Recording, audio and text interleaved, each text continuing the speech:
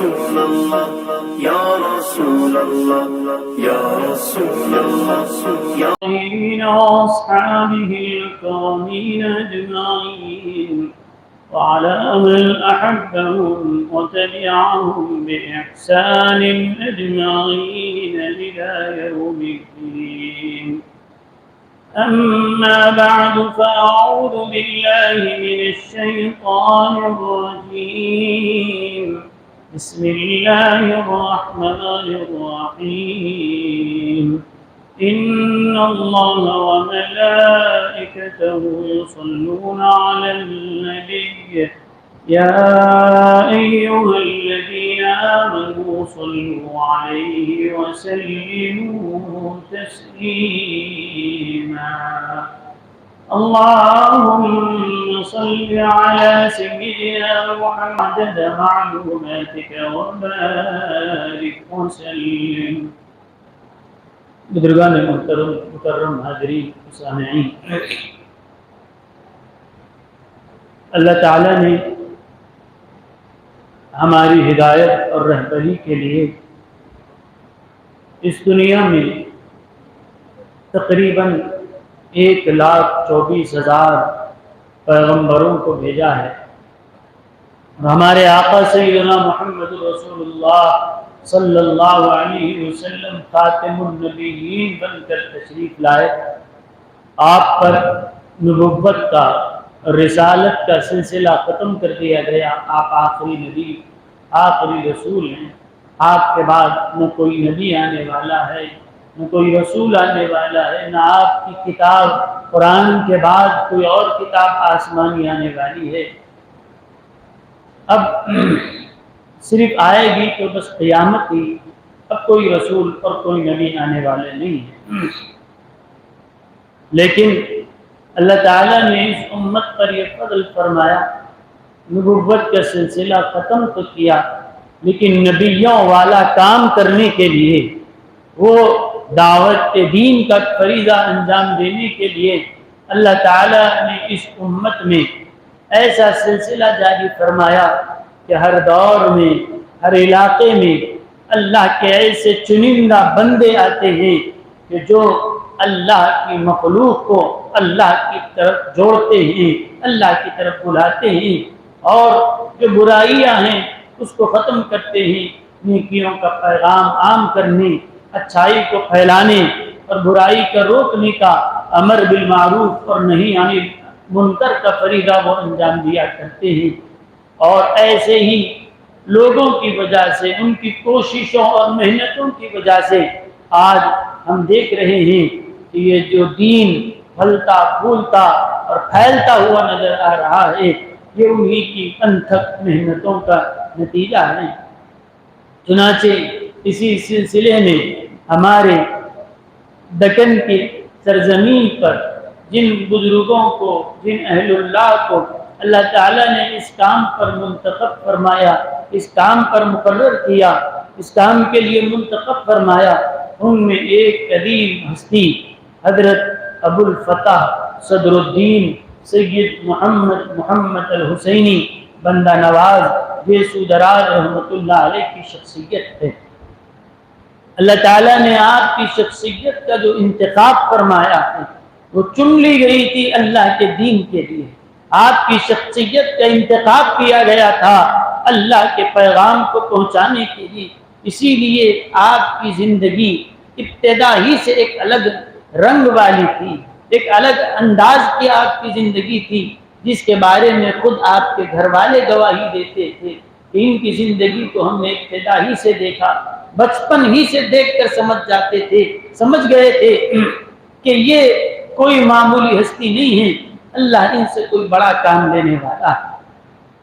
اور یہی وجہ تھی کہ جب حضرت شیخ الاسلام حضرت سیدنا خواجہ نصیر الدین چراغ دہلی رحمۃ اللہ علیہ نے حضرت بندہ نواز کو دیکھا تھا، اس وقت دیکھتے ہی آپ پہچان گئے کہ بہت کم عمر تھی آپ کی، لیکن جب نظر پڑی تو سمجھ گئے کہ اس لڑکے کی پیشانی پر مجھے سعادت کے آثار نظر آ رہے ہیں، اللہ بہت بڑا کام اس بچے سے لینے والا. یہ آپ کے شیخ نے بہت پہلے ہی فرمایا. حالانکہ بڑے بڑے لوگ تھے، قدیم خلفاء آپ کے تھے، پہلے والے مریدین جو قریب میں رہنے والے تھے، لیکن حضرت خاص توجہ ان کے اوپر دیتے تو لوگ سمجھتے کہ یہ چھوٹا سا بچہ اب آیا ہے، ابھی ابھی آیا، اور حضرت کی اتنی توجہات اس پر ہو رہی ہے، اور یہ تو پرانے والے لوگ ہیں۔ حضرت فرماتے آخر یہ بچے میں کیا ہے؟ حضرت فرماتے تھے میاں جوہر کی جو پہچان ہوتی ہے وہ جوہری کو ہی معلوم ہوتا ہے، جوہری ہی جوہر کی پہچان رکھتا ہے کہ وہ کیا اندر، اس کے اندر کیا قابلیت ہے، کیا صلاحیت اس کے اندر ہے، یہ مجھے نظر آ رہی۔ اسی لیے آپ کی سیرت کی کتابوں میں لکھا گیا کہ وہ بڑے بڑے اولیاء کبار، حضرت سیدنا بایزید بستامی، حضرت سیدنا جنید بغدادی، ایسے جلیل القدر اولیاء جن کے حالات کو بس ہم نے صرف کتابوں میں پڑھا ہے، جن کے احوال کو صرف کانوں میں سنا ہے، سید محمد حسینی کے اندر وہی کمالات ہمیں نظر آ رہے ہیں۔ پہلے والوں کے جو حالات صرف کتابوں میں پڑھتے تھے، آنکھ نے کبھی دیکھا نہیں تھا، ویسا مقام والا اور اس رتبے والا اگر ان آنکھوں نے دیکھا ہے، کانوں نے تو سنا تھا، کتابوں میں تو دیکھا تھا، لیکن عالم وجود میں اگر کسی کو ہم نے دیکھا ہے تو وہ سید محمد حسینی بندہ نواز کو دیکھا ہے۔ یہ پہلے والے اکابرین میں جو کمالات تھے اس کے فیض کا یہ مظہر بنے ہوئے تھے، ان کے فیض کے اثرات ان کے اندر نظر آتے تھے۔ وہ ہمتیں، وہ ایسی بلند ہمتیں اس میدان تصوف میں، میدان طریقت میں انہوں نے پائی ہے کہ وہ دیگر لوگوں کی طرف دیکھتے ہیں تو سارے پھیکے پھیکے نظر آتے ہیں، لیکن وہ مقام اللہ تعالیٰ نے ان کو عطا فرمایا۔ خاندانی لحاظ سے بھی وہ بڑے اعلیٰ مقام رکھتے ہیں کہ حضرت سیدنا امام علی مقام، سیدنا امام حسین رضی اللہ تعالیٰ عنہ کے وہ شہزادے ہوتے ہیں۔ 22 واسطوں سے حضرت علی رضی اللہ تعالیٰ عنہ تک آپ کا نسب مبارک پہنچتا ہے، اسی لیے آپ حسینی سید ہیں اور والدہ کی طرف سے بھی سید ہے، نجیب الطرفین ہیں، دونوں طرف سے آپ کا نسب علی، اور پورے خاندان کے لوگ اہل اللہ، صلحاء، علماء، اس طرح سے سارے گھر میں پڑھنا پڑھانا، علم، ذکر، تلاوت، بس یہی ان کے سارے گھر کا معمول تھا۔ حضرت بندہ نواز رحمت اللہ علیہ ایسے ماحول میں آپ نے تربیت فرمائی ہے۔ آپ کے گھر والے کہتے ہیں کہ ہم نے سیر محمدی میں لکھا ہے کہ ہم نے بچپن میں ان کو دیکھا کہ ایک کوئی غیبی مخلوق ہوتی جو ہمیشہ ان کے ساتھ رہا کرتی، ہمیشہ ان کے ساتھ رہتی تھی۔ وہ کون تھا؟ کوئی فرشتہ تھا یا کیا تھا؟ اس کی صراحت نہیں کی، لیکن اتنا تو پتہ چلتا تھا کہ کوئی ایک غیبی مخلوق ہے جو ہمیشہ ان کے ساتھ رہتی۔ لیکن اب یہ کوئی تعجب کی بات نہیں ہے، حدیث شریف میں آیا ہے جب کوئی طالب علم حاصل کرنے کے لیے اپنے گھر سے نکلتا ہے، وہ جا رہا ہے اللہ کا کلام سیکھنے کے لیے، وہ جا رہا ہے اپنے نبی کی حدیثوں کو جاننے کے لیے، ہم سمجھتے ہیں کہ وہ ایک گلے میں بستہ ڈال کر قرآن لٹکا کر جا رہا ہے، چھوٹا کرتا پیجامہ پہن کر کوئی جاتا نظر آتا ہے، لیکن وہ کس کی طلب میں نکلا ہے؟ وہ رب کے کلام کو حاصل کرنے کے لیے، اللہ کے کلام کو پڑھنے، یاد کرنے اور سمجھنے کے لیے جا رہا ہے، اپنے نبی کے دین اور شریعت کو سمجھانے کے لیے جا رہا ہے۔ تو کیا ہوتا ہے جب وہ نکلتا ہے؟ اللہ تعالی فرشتوں کو حکم دیتا ہے، فرشتے یہ جو بندہ، یہ جو طالب علم جو میرا پاک علم حاصل کرنے کے لیے آ رہا ہے، کوئی قدر کرے یا نہ کرے، اللہ کی طرف سے اس کی قدر کی جاتی ہے۔ فرشتوں کو کہا جاتا ہے اس کے پیروں کے نیچے اپنے پروں کو بچھا دو، فرشتے اس کے لیے اپنے پر بچھا دیتے ہیں، وہ فرشتوں کے پروں پر چلتا ہوا جاتا ہے۔ یہ تو ایک عالم غیب کی چیز ہے جو اللہ تعالیٰ نے ہماری آنکھوں سے پردے میں اس کو رکھا ہے، دکھائی نہیں دیتی، لیکن یہ تو عام طلبہ ہیں جن کے لیے فرشتے ان کے راستے میں پروں کو بچھاتے ہیں۔ اب طلبہ میں بھی کوئی خاص درجے کا ہو، کوئی خاص مرتبے کا ہو، تو پھر فرشتہ صرف راستے میں پر ہی نہیں بچھاتا، مستقل ان کی خدمت پر مقرر بھی کر دیا جاتا۔ اتنی تو بات حدیث سے ثابت ہے کہ فرشتہ ان کے لیے خدمت کرتا ہے، پر بچھاتا ہے۔ جب فرشتہ پر بچھاتا ہے تو فرشتہ ان کی خدمت بھی کرتا ہے۔ کیا آپ کو نہیں معلوم کہ حضرت سیدنا پیران پیر غوث اعظم دستگیر رحمت اللہ علیہ کے والد ماجد کا انتقال ہو چکا تھا، والدہ کی کفالت میں آپ تھے، مدرسے کو جب جاتے کون لے جا کر مدرسے کو چھوڑے، کون لے جا کر مدرسے تک پہنچائے، لائے کون، لے جائے کون، کون انتظام کرے؟ لیکن آپ فرماتے تھے کہ میں جیسے ہی گھر کے دروازے کے باہر نکلتا ایک شخص میرے انتظار میں کھڑا رہتا اور میرا ہاتھ پکڑ کر مدرسے تک لے جاتے اور مدرسے میں لے جا کر چھوڑ دیتے، پھر انتظار کرتے رہتے۔ جب مدرسہ چھوٹتا پھر مجھے لے کے آتے اور گھر کو چھوڑ دیتے۔ روزانہ کی ان کی ڈیوٹی، کوئی دن ناغا نہیں، بارش ہوتی ہے تب بھی موجود، دھوپ ہے تب بھی موجود، سردی میں تب بھی موجود، ہر موسم میں وہ حاضر، کبھی کوئی اس کی چھٹی نہیں، روزانہ کا راتب ہے، لا رہے ہیں لے جا رہے ہیں، روز لاتے لے جاتے ہیں۔ ایک دن میں نے پوچھا آپ کون ہیں جو مجھے روز لاتے بھی ہیں لے جاتے بھی ہیں؟ میری کپ بھیجے، میرے والد تو نہیں ہیں اور وہ رہتے تو یہ مجھے وہ اپنی ذمہ داری نبھاتے، لیکن تم کون ہو جو پابندی سے مجھے لاتے اور لے جاتے ہو؟ تو اس دن اس نے کہا اب تک میں نے نہیں کہا تھا کہ میں کون ہوں، تمہاری خدمت کر رہا ہوں، سنو میں ایک فرشتہ ہوں، اللہ نے مجھے تمہاری خدمت پر مقرر کیا۔ تو وہ لاتا بھی تھا لے جا رہے ہیں۔ آپ کو پوچھا حضرت آپ کو کب پتا چلا کہ آپ ولی ہیں؟ تو کہا کہ میں مدرسے میں داخل ہوتا، پیچھے سے کوئی فرشتہ آواز دیتا راستہ دو راستہ دو، اللہ کا ولی آ رہا ہے، اللہ کا ولی آ رہا ہے۔ تو وہ جو بچپن میں فرشتہ خدمت پر مقرر کیا گیا تھا، جو ہم نے حضرت سیدنا غوث اعظم کی سیرت میں پڑھا ہے، اس کے بعد آپ دیکھیں گے تو حضرت بندہ نواز رحمت اللہ علیہ کی شخصیت آپ کو وہ نظر آئے گی۔ کہتے ہیں کہ آپ کے گھر والے ہمیشہ کوئی غیبی مخلوق ان کے ساتھ تھی، تب تک جب تک کہ آپ حضرت نصیر الدین چراغ دہلی کے ہاتھ پہ بیعت نہیں کی، اس وقت تک یہ فرشتہ تھا۔ جس وقت اپنے پیر کے ہاتھ میں ہاتھ دے دیا اس کے بعد اب فرشتہ واپس ہو گیا، کہا کہ اب تک میری ضرورت ہے، یہاں سے تمہارا شیخ ہی تمہارے لیے کافی ہے، یہاں سے حضرت پیر نصیر کی دستگیری اور ان کی رہنمائی تمہارے لیے کافی ہے۔ تو حضرت سیدنا بندہ نواز یسوع دراز رحمت اللہ علیہ اس طرح سے آپ دہلی میں آپ کی ولادت باصحابت کی، وہاں سے آپ 4 سال کی عمر میں تشریف لائے دولت آباد کو، اورنگ آباد میں، وہاں پر آپ تشریف لائے اپنے والد ماجد کے ساتھ، والدہ بھی ساتھ تھی، آپ کے بھائی بھی ساتھ تھے، پورے خاندان کے ساتھ، آپ کے ماموں بھی ساتھ تھے، نانا بھی ساتھ تھے، یہ سب کے ساتھ آپ دہلی سے یہاں پر تشریف لائے۔ اس کے بعد میں آپ کے والد ماجد کا انتقال ہوا، حضرت سیدنا سید محمد یوسف حسینی راجہ قتال رحمت اللہ علیہ، جو آج بھی خلد آباد میں ان کا مزار مبارک ہے، ان کے انتقال کے بعد آپ یہیں پر رہے۔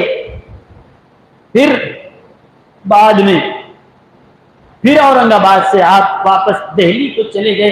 اس وقت 14 یا 15 سال کی آپ کی عمر تھی، اور وہاں جانے کے بعد حضرت سیدنا خواجہ نصیر الدین چراغ دہلی ان کے ہاتھ پر آپ نے بیعت فرمائی۔ حضرت نصیر الدین چراغ دہلی یہ بھی اس مسند پر جو حضرت غریب نواز کی امانت تھی، یہ جو بیٹھے تھے یہ اللہ کا انتخاب بن کر بیٹھے ہوئے تھے۔ حضرت نظام الدین محبوب الہی کے بہت سے خلفاء، بہت سارے خلفاء، لیکن ایک خاص مقام ان میں حضرت سرکار ملک الشعراء حضرت امیر خسرو کا حاصل تھا۔ حضرت امیر خسرو بہت ہمیشہ آپ کی خدمت میں رہنے والے، ہر وقت شیخ کا مقام کیا ہوتا ہے اور مرید کیسے ہوتا ہے، مرید کا انداز کیا ہوتا ہے، اگر ہم سیکھنا چاہتے ہیں تو حضرت امیر خسرو سے سیکھ سکتے ہیں۔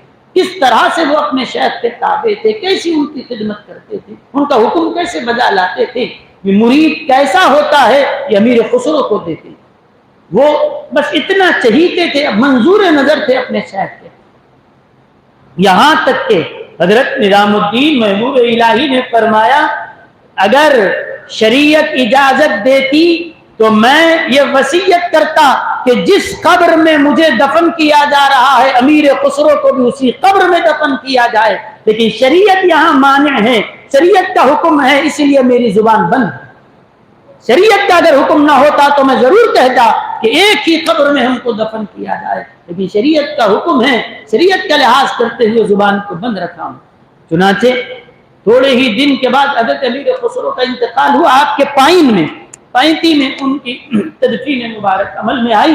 لیکن میں یہ کر رہا تھا اتنے چہیتے وہ تھے، آپ اپنے انتقال سے پہلے اپنا جانشین مقرر کرنا چاہتے تھے. خلیفہ تو بہت تھے لیکن جانشین کون بنے؟ آپ لوگوں سے مشورہ کیے، سب یہ سمجھ رہے تھے کہ سب سے چہیتے کون ہیں؟ امیر خسرو. امیر خسرو کو آپ کا جانشین بنایا جائے گا. اور آپ کی محبت کے انداز کو بھی دیکھ کر سب کو اندازہ تھا امیر خسرو جانشین بنیں گے، امیر خسرو جانشین بنیں گے. لیکن جب وقت آیا جانشینی کا، آپ نے اعلان فرمایا یہ جو سجادگی، یہ جو مسند ارشاد ہمیں ملی ہے اپنے بزرگوں سے، ہم نے حضرت نظام الدین اولیاء سے پایا، انہوں نے بابا فرید سے، انہوں نے حضرت خواجہ قطب الدین بختیار کاکی سے، انہوں نے حضرت سید سلطان الہند خواجہ غریب نواز سے یہ مسند ارشاد کو پایا ہے. یہ ہمارے ہاتھ میں امانت ہے. اور جب اس کو کسی کو بٹھانے کی بات آتی ہے، سنو میں اعلان کرتا ہوں اس مسند سجادگی پر خواجہ نصیر الدین چراغ دہلی کو میں بٹھاتا ہوں. لوگ کہنے لگے حضرت نظام الدین اولیاء سے، حضرت ہم تو سمجھتے تھے کہ خسرو بیٹھیں گے، یہ تو ان کی جانشینی کا حق ان کا ہوگا، یہ بھی کمال والے ہیں. حضرت نظام الدین اولیاء نے فرمایا، تاریخی جملہ فرمایا نظام چاہے خسرو کو، خدا چاہے نصیر کو. میں چاہتا ہوں کہ خسرو میرا جانشین بنے، لیکن اللہ یہ چاہتا ہے کہ نصیر اس مسند پر بیٹھے. ہم اپنی خواہش، اپنی مرضی کو قربان کرتے ہیں، جو اللہ کی مرضی ہے وہی نافذ ہوگی. ہم چاہتے ہیں کہ خسرو بیٹھے، اللہ چاہتا ہے کہ نصیر بیٹھے. تو ہم نظام چاہے خسرو کو اور خدا چاہے نصیر کو. چنانچہ حضرت نصیر الدین چراغ دہلی جب بیٹھے اور واقعتاً اس مسند کا حق انہوں نے ادا کیا، اور کم سنی میں چھوٹی سی عمر میں آئے حضرت بندہ نواز ان کے پاس دہلی میں ملاقات کی. اب انہی کے پاس وہاں پر مدرسے میں پڑھ بھی رہے ہیں اور خانقاہ میں ذکر و اذکار، ریاضت اور مجاہدات بھی ہیں. پہلی بار جب آئے، دیکھو انداز کس طرح تربیت کرنے کا ہوتا. جب ایسے انداز سے تربیت کی جائے تو کوئی بڑی سے بڑی عبادت اور مشقت میں بھی آدمی اس کو گوارا کر لیتا. حضرت ابھی چھوٹی سی عمر ہے، فجر کی نماز پڑھے مسجد میں، نماز ادا کرنے کے بعد حضرت سے ملاقات کی تو حضرت شیخ نے فرمایا، نصیر الدین چراغ دہلی نے رحمۃ اللہ علیہ، بابا آپ فجر تو پڑھ لیے ہیں. کہا اب کیا کرتے ہیں؟ کہا کہ دوسرے شغل ہیں. فرمایا فجر پڑھنے کے بعد آپ کا وضو کب تک باقی رہتا ہے؟ دیکھو سمجھانے کا انداز کتنا پیارا. فجر پڑھنے کے بعد کب تک آپ کا وضو باقی رہتا ہے؟ کیا سورج نکلنے تک، طلوع آفتاب تک آپ کا وضو باقی رہتا ہے؟ کہا کہ حضرت آسانی سے باقی رہ جاتا ہے. کہا کہ طلوع آفتاب تک، اشراق کے وقت تک جب وضو باقی ہے تو بابا 2 رکعت اشراق کی بھی پڑھ لو، اس کی بڑی فضیلت ہے.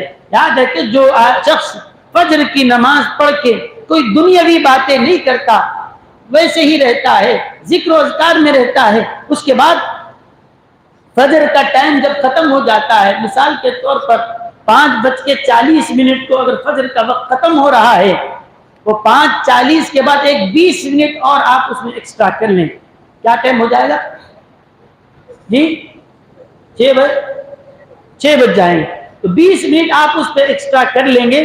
فجر کا جو لاسٹ ٹائم ہے اس کے اوپر 20 منٹ اور ایکسٹرا کرنے کے بعد یہ مکروہ وقت ختم ہو جاتا ہے. اب اس کے بعد اشراق کا وقت شروع ہو جاتا ہے.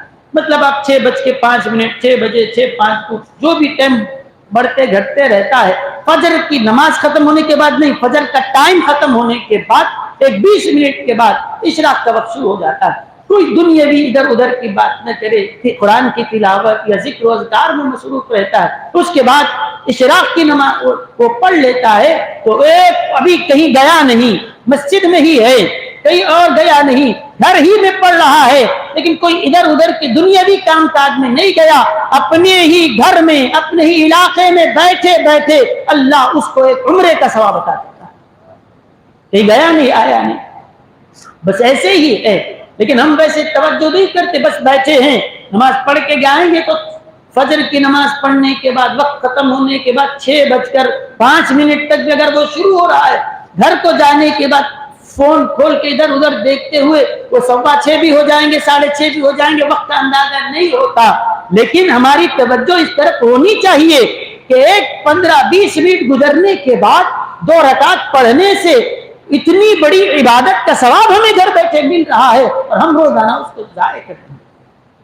یہ اس کا اہتمام کیا جائے. کتنے پیارے انداز سے آپ نے فرمایا, بابا دیکھو آپ وضو کب تک رہتا ہے آپ کا؟ تو کہا کہ رہتا ہے طلوع آفتاب تک بھی رہتا ہے, اشراق کے وقت تک بھی رہتا ہے. کہا جب اس اشراق کے وقت تک جب وضو رہتا ہی ہے تو 1-2 رکعت نماز پڑھنے کی عادت ڈال لو اشراق کی. کہا کہ حضرت ٹھیک ہے. یہ بچہ ہے, دیکھو بچے کی کیسی تربیت کی جا رہی. اس کے بعد تھوڑے دن نماز پڑھتے پڑھتے ان کو وہ جو عادت ہو گئی اور اس کے اندر جو مزہ آنے لگا, اب اگر کسی دن چھوٹ جائے تو بے چین ہو جائے. اب وہ عادت ان کو لذت پڑ گئی. اب ان کو کوئی لکڑی لے کر سمجھانے کی ضرورت نہیں ہے. ان کو اب نیند رات میں دیر سے بھی سوئیں اب اٹھانے کی ضرورت نہیں ہے, بغیر الارم کے اپنے وقت وہ اٹھ کر کھڑے ہو جائیں. یہ وہ ذوق ہے, اندر سے کوئی آواز ہے جو اس کو اٹھا دیتی ہے. کسی الارم کی اس کو ضرورت نہیں پڑتی, کسی جگانے والے کی اس کو ضرورت نہیں پڑتی. جب یہ شوق اور یہ جذبہ اور یہ ولولہ اس کے اندر پیدا ہو جائے تو فرمایا بیٹے 2 رکعت نماز ملا لو اشراق کی. کہا حضرت ٹھیک ہے. اب روزانہ فجر کی نماز پڑھنے کے بعد اس کے بعد کوئی ذکر و اذکار میں تلاوت میں بیٹھ جاتے. پھر اشراق کا جب وقت ہوتا اشراق پڑھنے کے اب عادی بن گئے. اب اس کے بعد تھوڑے دن گزرتے گئے. اس کے بعد حضرت نے فرمایا اشراق تو پڑھ رہے ہو؟ کہا حضرت پابندی سے پڑھ رہا ہوں, کوئی نہیں چھوٹتی ہے. کہا کہ اس کے بعد بھی وضو رہتا ہے؟ کہاں رہتا ہے. کہا کہ تھوڑی دیر اور گزرنے کے بعد چاشت کا وقت آتا ہے, میاں چاشت پڑھنے کی بھی عادت ڈالو. اس کے بعد ایک ایک چیز سکھاتے رہے بیٹا. اس کے بعد اب دیکھو اب تمہارا نیا دن شروع ہو رہا ہے تو ایک باہر جانے سے پہلے 1-2 رکعت اللہ پڑھ کر اللہ سے یہ دعا کرو کہ اے اللہ میں باہر جا رہا ہوں, میرے اس دن کو تو برکت والا ہے, کوئی نقصان ہونے والا ہے تو میری حفاظت فرما. تیرا نام لے کر میں نکل رہا ہوں, اے اللہ میری حفاظت فرما. اور شکرانہ بھی ادا کرتے رہو. اللہ نے ہمیں زندگی عطا فرمائی, نعمتیں عطا کی, 1-2 رکعت شکرانے کے بھی پڑھتے رہو. اب یہ عادتیں ایک کے بعد ایک اسٹیپ بائی اسٹیپ کرتے رہے. ان کے کوئی معمولات پہ فرق نہیں آتا تھا. یہ ساری چیزیں بھی چل رہی ہے, اپنے دن بھر کے جو معمولات ہیں وہ بھی چلتے جا رہے ہیں. اور اس کے بعد جیسے جیسے آگے بڑھتے جا رہے ہیں بیٹا یہ ذکر کرنا شروع کرو, یہ بھی ساتھ میں پڑھو, یہ بھی پڑھو. مدرسے میں بھی پڑھ رہے ہیں, تعلیم بھی چل رہی ہے, جیسے تربیت بھی چل رہی ہے. اس کے بعد فرمایا بیٹے آپ کتنے روزے رکھتے ہیں؟ کہا کہ حضرت میرا معمول ہے مہینے میں 3 دن ایام میں 20 کے روزے رکھتا ہوں. اس کے بعد کہا ٹھیک اچھا ہے. اس کے بعد ایک وقت آیا, کہا کہ بیٹا یہ بھی اضافہ کر لو, یہ بھی اضافہ کر لو. اب اس کے بعد حضرت بندہ نواز کا حال یہ تھا کہ 104 سال کی عمر کو بھی پہنچے لیکن اخیر وقت تک صوم داؤدی رکھتے تھے. صوم داؤدی کا مطلب پوری زندگی بھر روزہ رکھنا, ایک دن روزہ رکھنا, ایک دن گیپ دینا, ایک دن روزہ رکھو پھر گیپ رکھو. اس کو صوم داؤدی کہتے ہیں. یہ بڑا پسندیدہ عمل ہے. تو یہ اس طرح سے رکھتے تھے. تو فرمایا بیٹے چاش کی عادت ڈال لو. یہ چیزیں ان کو بچپن ہی سے ایسے سکھائی گئی کیونکہ یہ بڑی برکت کا ذریعہ ہے. ہمارے بزرگوں نے فرمایا کہ جو شخص چاشت کی نماز کا پابند ہو تو یہ ضرور رکھ لے، فجر پڑھ رہا ہے پھر چاشت بھی پڑھ رہا ہے، ایسا کبھی ہو نہیں سکتا جس گھر کا رہنے والا فجر اور چاشت پڑھ رہا ہو اس گھر میں کوئی غریبی اور مفلسی آئے، یہ دونوں جمع ہو ہی نہیں سکتے، یہ دونوں جمع نہیں ہو سکتے۔ فجر کی اور چاشت کی نماز بھی کوئی پڑھ رہا ہو اور پریشانیاں اور مفلسی اس کے گھر میں آئے، یہ نہیں ہوتا، اللہ اس سے حفاظت کرتا، مگر یہ غریبی مفلسی دور ہونے کی نیت سے نہیں، اللہ کو راضی کرنے کی نیت سے پڑھے، یہ فائدے تو اپنی جگہ ہوتے ہیں۔ تو اس کے بعد ایک ایک چیز کی تربیت کی، اس کے بعد آئے اور حضرت سے کہنے لگے حضرت اب یہ جو تعلیم مدرسے میں جو پڑھ رہا تھا مجھے اب اجازت دے دیجئے، مکمل طور پر اب خانقاہ میں رہ کر ذکر کرتا رہوں گا، تعلیم ایک حد تک حاصل کر لیا۔ آپ نے فرمایا نہیں، ابھی جائیے آپ ہدایہ پڑھیے، ابھی آپ جائیے بزدوی پڑھیے، رسالہ شمسیہ پڑھیے، آپ جائیے زمخشری پڑھیے، کشاف کو پڑھیے، ایک ایک کتاب کا نام لے کر فرمایا یہ پڑھو، منطق پڑھائے، تفسیر پڑھائے، فلسفہ پڑھایا اور فقہ پڑھائی، اصول فقہ پڑھائی، ساری کتابوں کے نام لے لے کے فرمایا یہ پڑھو، ابھی تم کو یہاں پر سفر روکنا نہیں ہے، ابھی تعلیم حاصل کرو، اللہ تم سے بہت بڑا کام لینے والا ہے، اللہ بہت بڑا کام تم سے لینے والا ہے، علم حاصل کرتے رہو۔ آپ یہ مدرسے کا علم بھی جاری ہے، تعلیم بھی جاری، اور ادھر سے تربیت اور ذکر و اذکار بھی جاری۔ اس کے بعد جب وہ وقت آیا کہ جیسے حضرت نظام الدین اولیاء نے اپنی مسند پر حضرت نصیر الدین چراغ دہلی کو بٹھایا تھا، حضرت نصیر الدین چراغ دہلی نے اپنی مسند پر حضرت بندہ نواز کو بٹھایا، اپنے پیر کی مسند پر بیٹھے رہے، اور 35 سال کی عمر میں آپ اس مسند پر فائز ہوئے تو 80 سال تک دہلی میں آپ اسی مسند پر رہے، اور دور دور سے لوگ آتے اور فیض پاتے تھے۔ 80 سال کی عمر میں پھر آپ وہاں سے سفر کر کے پھر اورنگ آباد آئے اور وہاں رہے۔ اس کے بعد 82 سال کی عمر میں آپ سفر کرتے ہوئے گلبرگہ شریف کی طرف آئے تو وہاں کا بادشاہ فیروز شاہ بہمنی جو تھا اس نے حضرت سے درخواست کی کہ حضرت آپ کہاں جائیں گے؟ آپ اگر گلبرگہ میں آ کر رہ جائیں تو یہ میں آپ کی صحبت میں رہنا چاہتا ہوں، اگر شہر گلبرگہ میں آپ کا قدم پڑ جائے تو ہمارا شہر برکتوں سے بھر جائے گا، اور آپ سے میں درخواست کرتا ہوں ہمارے شہر تشریف لے جائیں۔ آپ نے کہا فیروز شاہ بہمنی سے تم ہمارے ساتھ رہنا چاہتے ہو، ہمیں بلا رہے ہو اور خود جا رہے ہو؟ کہا کہ حضرت کیا بات ہے، میں چل رہا ہوں ساتھ۔ نہیں، کہا کہ ہمیں تم بلا رہے ہو اور تم ہے کہ جا رہے ہو؟ کہا حضرت کیا مطلب؟ کہا کہ میں دیکھ رہا ہوں کہ تیری موت کا وقت قریب آ چکا، تم کہتے ہو ساتھ چلو گلبرگہ، ساتھ ہمیں لے جا رہے ہو، اور ہم جب جائیں گے تمہاری موت آ جائے گی، وقت قریب ہے تمہارا۔ کہنے لگے حضرت بڑی نصیب سے ایسوں کی صحبت ملتی ہے، آپ کچھ کریں بس اللہ کے دربار میں دعا کریں کہ اللہ برکت عطا فرمائے، میں آپ کی صحبت میں رہنا چاہتا ہوں۔ وہ کیا دعائیں تھی حضرت بندہ نواز کی جو اس کے حق میں کی گئی، اور دنیا نے دیکھا اس بادشاہ کو اس وقت تک موت نہیں آئی جب تک کہ بندہ نواز زندہ تھا۔ حضرت کا پہلے انتقال ہوا، اس کے بعد وہ بادشاہ مارا۔